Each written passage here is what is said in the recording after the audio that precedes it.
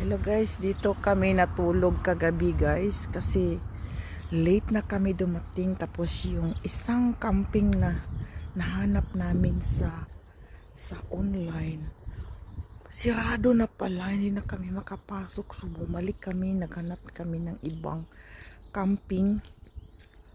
Ako wala na, late na, pagod na kami guys, kaya dito nakakita kami ng parking.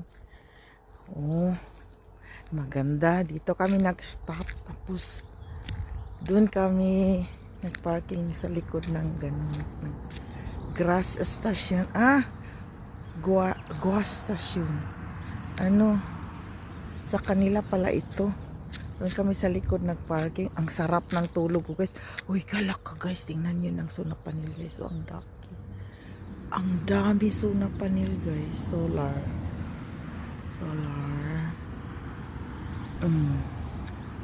So, dito, ang sarap naman dito, parang safe na safe kami.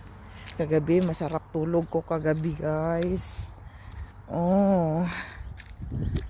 Diyan, dito kami, Ponto de Corregamiento. Portugal to, guys, Portugal. Sarap dito, Diyan ang mobile home namin, diyan kami natulog.